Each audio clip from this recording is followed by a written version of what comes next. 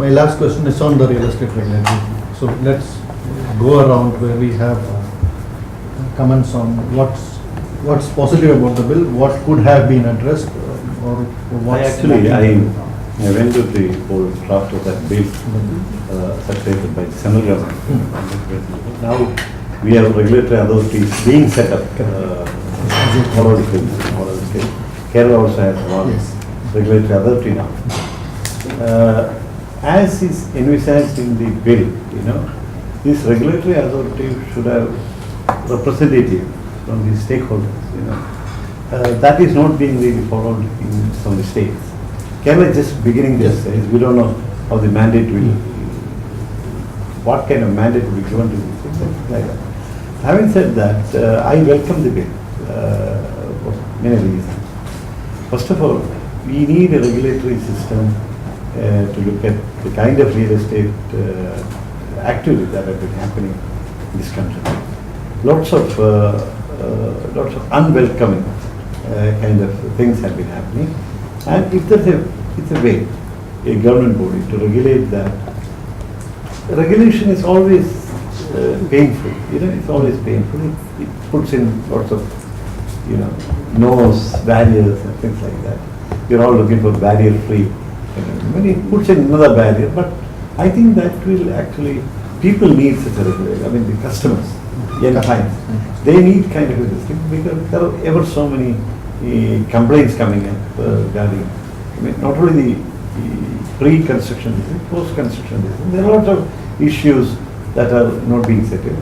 And the place where I come from, we have hundreds of cases where, lots of commitments have not been honored. A lot of commitments. And if there's a regulatory authority, some kind of law that would enforce, some kind of justice. The promises. Let me reiterate it. Justice, in small letters they get some of the documents signed.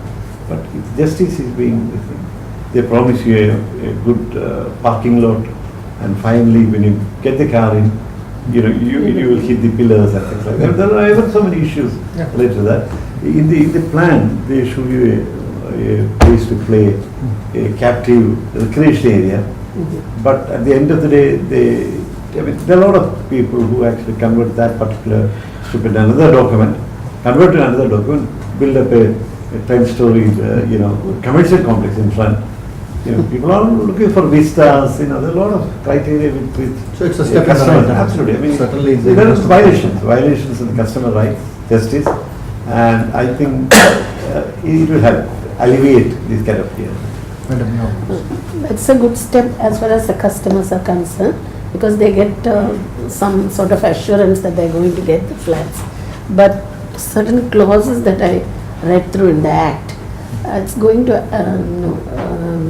affect the builders because like clauses like 70% of money collected from the allottees to builders deposited. So in the end, the customers or the buyers will be, because they will naturally increase the cost of construction. When the money is blocked, the cost of construction will increase, and finally it is again going to affect the buyers. Otherwise, it's a good thing for the customers, but like getting signature, sign, approval for at each stage from somebody is that person is also not mentioned clearly in the Act. So I don't know whether somebody from that organization itself has to sign and approve, means it may bring in more delays. There will be another department in the midst. So otherwise it's a good thing. To me it's the best thing that would have happened to the real estate industry as of now. And concomitantly, as I said earlier, because there is a regulation and a regulatory authority, it is time that all of us, probably requested Reserve Bank of India to have a slightly different take on financing commercial real estate and commercial real estate, RH, what they call residential housing. These are two sectors, because the absence of regulation was indeed a problem. Having worked in Delhi, I'll tell you, see what Sir said about builders ripping apart, it may not be true so much of Kerala, but Noida and other places, absolute mayhem was there by most of the builders, and you know how things function in the north. So this regulatory authority is something which should enable our banking regulator to have a second look at easing some of the norms vis-a-vis financing of real estate, including what do you call housing, real estate, residential housing. എനിക്ക് ഏറ്റവും കൂടുതൽ ഈ regulatory authority വേണമെന്ന് ആവശ്യപ്പെട്ടുകൊണ്ടിരുന്ന ബിൽഡേഴ്സാണ്. വർഷങ്ങളായിട്ട് ആവശ്യപ്പെട്ടുകൊണ്ടിരുന്ന ബിൽഡേഴ്സാണ്. അതിൻ്റെ കാരണം എന്താണെന്ന് വെച്ചാൽ സാറി നേരത്തെ പറഞ്ഞ പ്രശ്നമാണ്. അതേപോലെ ഒരുപാട് കാര്യങ്ങൾ ഇതിനകത്ത് നമുക്കറിയാം. ഒരുപാട് മോശമായ രീതിയിൽ ഇത്തരം പ്രോമിസുകൾ മീറ്റ് ചെയ്യാത്ത ആൾക്കാരെല്ലാം മറ്റെല്ലാ മേഖലയിലുള്ള പോലെ ഈ മേഖലയിൽ ഉണ്ടായിട്ടുണ്ട്. അതുകൊണ്ട് തന്നെ റിയൽ എസ്റ്റേറ്റ് റെഗുലേറ്ററി അതോറിറ്റി എന്ന് പറയുന്നത് ഏറ്റവും കൂടുതൽ സ്വാഗതം ചെയ്യുന്ന ബിൽഡേഴ്സാണ്. റെസ്പോൺസിബിൾ ആയിട്ട് ഈ രംഗത്ത് നിൽക്കണം എന്ന് ആഗ്രഹിക്കുന്ന ബിൽഡേഴ്സാണ്. പ്രൊഫഷണലായിട്ട് നിൽക്കുന്ന ആഗ്രഹിക്കുന്ന ബിൽഡേഴ്സാണ്. അവരാണ് സ്വാഗതം ചെയ്യുന്നത്. പക്ഷെ അതിൻ്റെ ഏതൊരു നിയമവും നടപ്പിലാക്കുമ്പോൾ ഉണ്ടാകുന്ന പോലെ ആദ്യത്തെ കുറച്ചാണ് വളരെ പെയിൻഫുൾ ആയിരിക്കും ആ പീരീഡ് എന്നുള്ളത് നമുക്കറിയാം. കാരണം വളരെയേറെ അവ്യക്തം, മറ്റേത് നിയമങ്ങൾ ഉണ്ടാകുന്ന പോലെ വളരെയേറെ നമ്മൾ ഈ ബാറൊക്കെ ഉണ്ടല്ലേ, അതേപോലെ തന്നെ ഒരുപാട് അവ്യക്തത ഈ നിയമത്തിലുണ്ട്. ആ അവ്യക്തതകളെല്ലാം കൂടെ വന്ന് ചേരുമ്പോൾ ചിലപ്പോൾ ഒരു പക്ഷേ ഇത് കൂടുതൽ പെയിൻഫുൾ ആവാനുള്ള സാധ്യതകളുണ്ട്. പക്ഷെ എന്നിട്ട് നമ്മളൊരു ബ്രോഡർ സെൻസിൽ നമ്മളിതിനെ ആക്സെപ്റ്റ് ചെയ്യുന്നുണ്ട്. ഇത് ആവശ്യമാണെന്ന് നമ്മൾ വിശ്വസിക്കുന്നുണ്ട്. ഇതിലെ റെഗുലേറ്ററി നോംസ് അഡ്ഹർ ചെയ്യാൻ ഞങ്ങൾ ആഗ്രഹിക്കുന്നുണ്ട്. ഇതാണ് അതിൻ്റെ യഥാർത്ഥ ചിത്രം. പക്ഷെ ഒരു വളരെ പേഴ്സണൽ നോട്ട് എനിക്ക് തോന്നുന്നു വെച്ചാൽ ഇവിടെ നമ്മൾ ചെയ്തിരിക്കുന്ന പ്രോജക്റ്റുകളെയാണ് സർട്ടിഫൈ ചെയ്യുന്നത്. അൾട്ടിമേറ്റ്ലി ഇത് പ്രോജക്റ്റ് അല്ലല്ലോ, ഒരു പ്രൊഡക്റ്റ് മാത്രമല്ലല്ലോ. ഇതെന്തായാലും ഒരു സർവീസും ഒരു ബിൽഡറും കുറേ വ്യക്തികളൊക്കെ ഇടപെടുന്ന ഒരു ഇതാണ് ഒരു പ്രോത്സാഹനമുണ്ട്. അപ്പോൾ ഇതിനോട് ഇവിടെ എൻട്രി ബാരിയർ എന്ന് പറഞ്ഞ സംഭവത്തില്ല ഇപ്പോഴും. നാളെ രാവിലെ ആണെങ്കിൽ വീണ്ടും ഒരാൾക്ക് ബിൽഡറാവും. ഒരു സ്വന്തമായിട്ട് വീട് പോലും പണിയാത്ത ആൾക്ക് നാളെ വലിയ പ്രോജക്റ്റ് അനൗൺസ് ചെയ്തത് ഞാൻ പറയുന്നില്ല. പക്ഷേ മറ്റെല്ലാ സ്ഥലത്തും ഒരു എൻട്രി ബാരിയറുണ്ട്. എങ്ങനെയുള്ള ആൾക്കാരാണ് ഇത്തരം രംഗത്തേക്ക് വരേണ്ടത്, അല്ലെങ്കിൽ എങ്ങനെയുള്ള ക്വാളിഫിക്കേഷൻസ് ഉള്ളവരാണ്, ഒരു മിനിമം എന്തെങ്കിലും ക്വാളിഫിക്കേഷൻ പ്രോജക്റ്റുകളാണ് രജിസ്റ്റർ ചെയ്യാൻ പറഞ്ഞിരിക്കുന്നത്. ബിൽഡർ രജിസ്ട്രേഷൻ അല്ലല്ലോ. റിയൽ എസ്റ്റേറ്റ് റെഗുലേറ്ററി അതോറിറ്റിയിൽ റിയൽ എസ്റ്റേറ്റ് ഏജന്റ് പ്രോജക്റ്റുകളല്ല രജിസ്റ്റർ ചെയ്യാൻ പറഞ്ഞിരിക്കുന്നത്. നമുക്കൊരു രജിസ്ട്രേഷൻ ഒന്നുമില്ല. അതിനകത്ത് ഓരോ പ്രോജക്റ്റുകൾ രജിസ്റ്റർ ചെയ്യണം. അതിപ്പോ ബാങ്ക് അപ്രൂവൽ ആണെങ്കിൽ പ്രോജക്റ്റ് രജിസ്റ്റർ ചെയ്യണ്ടേ? ഇതേ ബാങ്കിൽ കൊടുക്കുന്ന അതേ ഡോക്യുമെന്റ് തന്നെ ഇവിടെ കൊടുക്കാൻ പറഞ്ഞിട്ടുണ്ട്. വേറെ കൂടുതലൊന്നും കൊടുക്കാൻ പറഞ്ഞിട്ടില്ല. അഡീഷണൽ ആയിട്ട് കുറെ നോംസ് ഒന്നും ലൈക്ക് 70% ഉണ്ട്. അത് ഏറ്റവും വലിയ തെറ്റാണ്. കാരണം വെച്ചാൽ എറണാകുളം ടൗണിനകത്ത് ഏറ്റവും ലാൻഡ് വാല്യൂ കൂടിയ സ്ഥലത്ത് 70% ഫണ്ട് കൺസ്ട്രക്ഷൻ വേണ്ടി മാറ്റി വയ്ക്കാൻ പറഞ്ഞത് ശരിയാവുന്ന അവിടെ ഒരു 30% ഫണ്ട് മതിയോ? അത്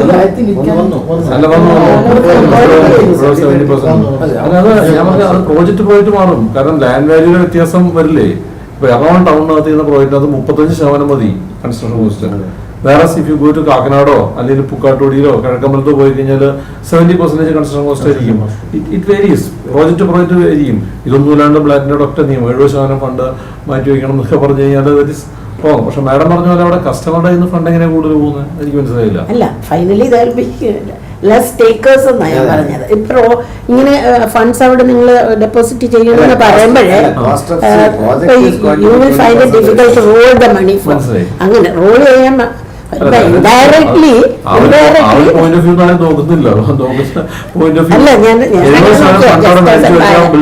കംപ്ലീറ്റ് ആവില്ല. My question this is either it is good for a end user and good for contractors, not for a developer.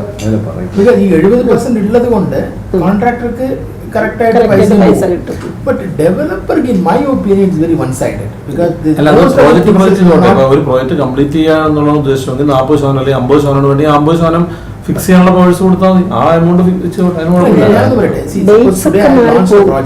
എനിക്ക് അതിൽ 20% ഞാൻ വിറ്റിട്ടുള്ളൂ. Correct. But 20% of the people I am responsible. Isn't it? But എനിക്ക് അതിന് subsequent velocity, see, it's end of the day I am a business. I am in a business. അതെനിക്ക് ചെയ്യാൻ പറ്റിയിട്ടില്ലെങ്കിൽ they expect that remaining 60% I have to bring it from outside and complete. അതിന് whatever I read there is no ഒന്നുമില്ല. പിന്നെ അടുത്ത ഏറ്റവും വലിയൊരു പ്രശ്നം ഇതിലെ സ്റ്റേക്ക് ഹോൾഡേഴ്സിന്റെ കാര്യം. സ്റ്റേക്ക് ഹോൾഡേഴ്സ് ആരാ? 30% ഫണ്ട് പിടിക്കുന്ന ഗവൺമെന്റ് വലിയ സ്റ്റേക്ക് ഹോൾഡറാ. ഇലക്ട്രിസിറ്റി ബോർഡ് സ്റ്റേക്ക് ഹോൾഡർ അല്ലേ? വാട്ടർ അതോറിറ്റി സ്റ്റേക്ക് ഹോൾഡർ അല്ലേ? കേരളത്തിൽ മോണോപ്പൊളിയാണ്. ഇലക്ട്രിസിറ്റി എനിക്ക് സപ്ലൈ ചെയ്യാൻ പറ്റില്ല, ഉണ്ടാക്കാനും പറ്റില്ല. വെള്ളം എനിക്ക് സപ്ലൈ ചെയ്യാൻ പറ്റില്ല. റോഡിലൂടെ പൈപ്പ് വെച്ച് ആസിഡ് ഹോംസിന് വെള്ളം സപ്ലൈ ചെയ്യാൻ പറ്റുമോ? പറ്റില്ല.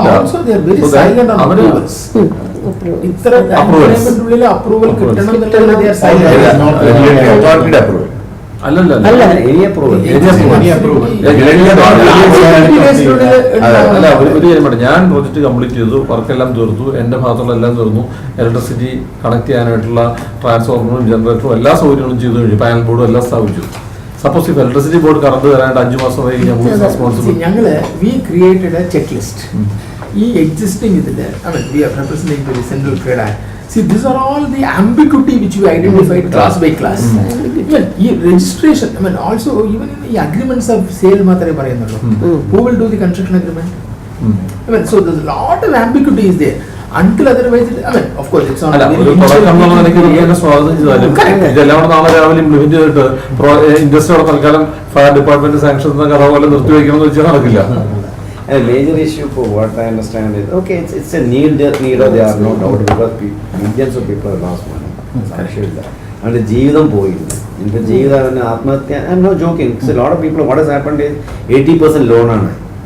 ഇപ്പോൾ ഒരു 40 ലക്ഷം തന്നാണ് ആ 5 ലക്ഷം കിട്ടും, ബാക്കി 35 ലക്ഷം loan. It's a period of next 20 വർഷത്തേക്ക്.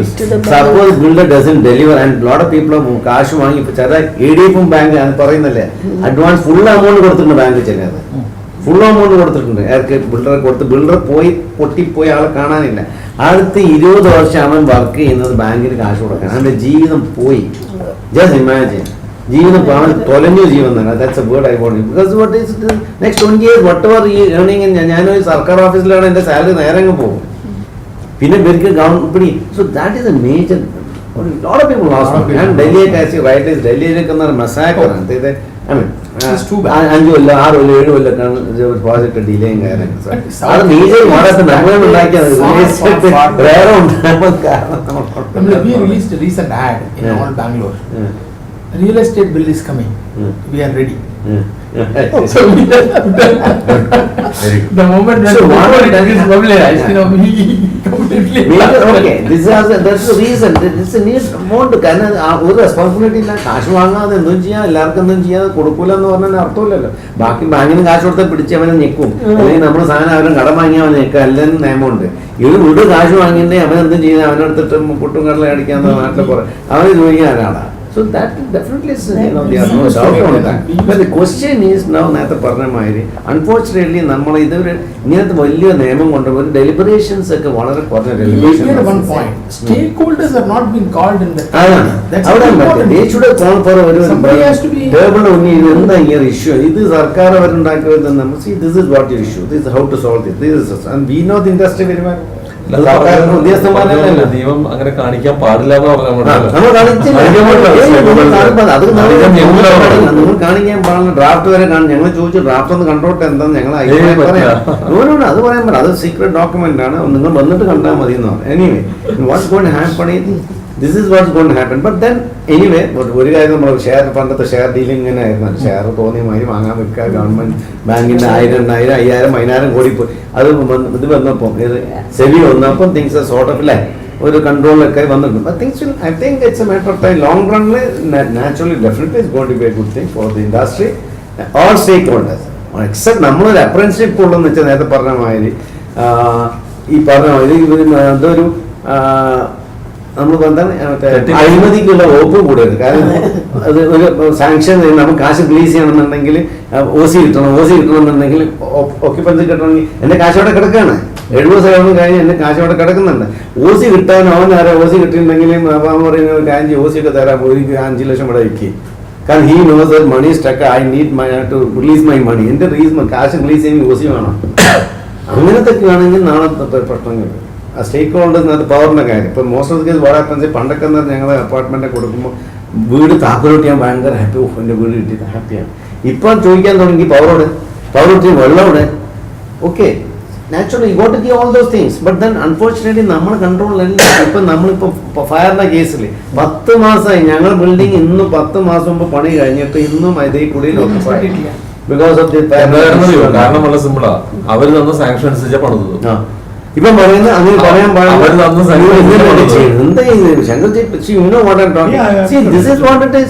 ഇപ്പം പറയുന്നത് ഇപ്പം നിങ്ങൾ വന്നപ്പോൾ പറയാൻ നിങ്ങൾ ഫയർ ഡോർ വെക്കണം. ഇപ്പൊ വേറെ ലിഫ്റ്റ് വന്നെങ്കിൽ ലിഫ്റ്റ് കുടുങ്ങി പോയിട്ടുണ്ടെങ്കിൽ നിങ്ങൾ ലിഫ്റ്റ് തുറക്കണം. മോള് വെട്ടിത്ത് പറയണ്ട, അവൻ പറയും മോള് നിങ്ങൾ ഹോൾ വെച്ചിട്ട് അപ്പൊ സ്റ്റെക്കപ്പ് ആയിട്ടുണ്ടെങ്കിൽ ഡോർ തുറക്കാതെ ആര് പൊക്കും? ഞാൻ 50 കിലോ ഉള്ള 100 കിലോ ഉള്ള ഞാനും 30 കിലോ ഉള്ള ആളിനെ പൊക്കുവോ?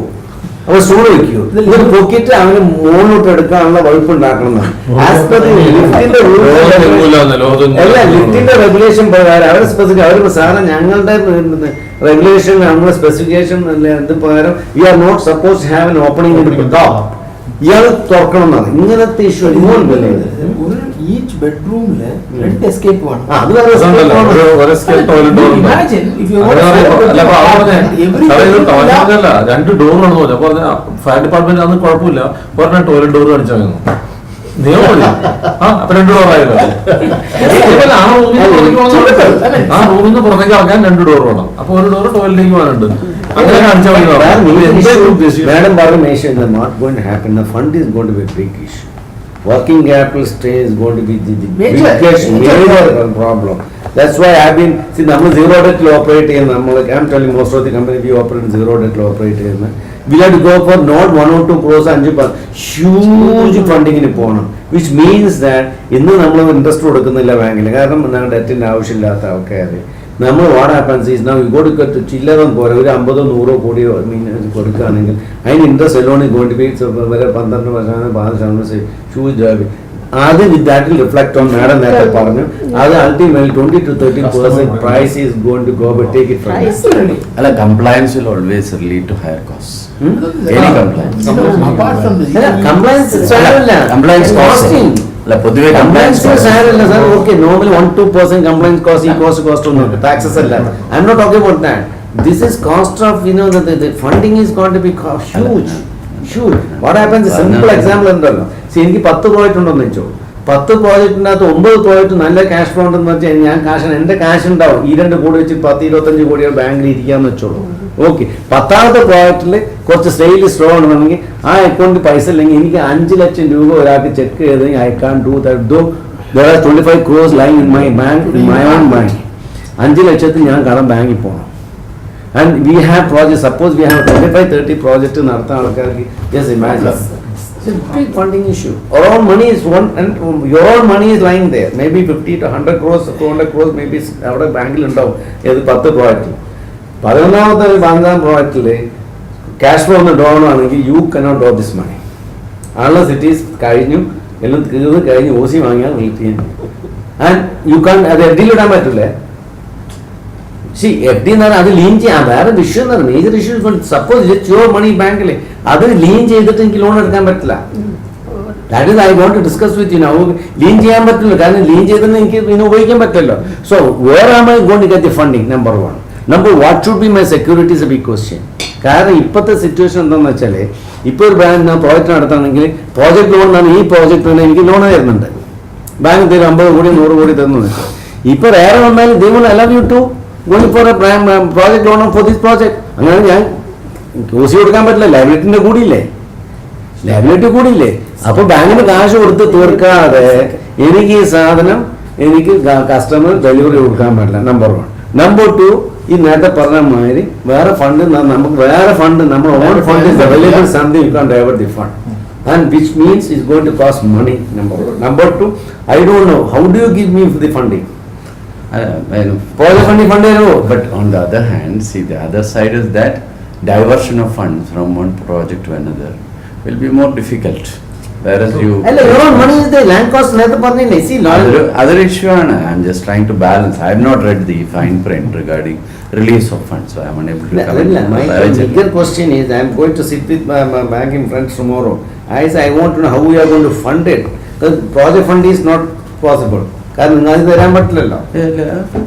അതെങ്ങനെ? അപ്പം ധാരാളം പറഞ്ഞ് അങ്ങനെയാണെങ്കിൽ എൻ്റെ എല്ലാവരുടെയും ഒപ്പിട്ടിരിക്കണം.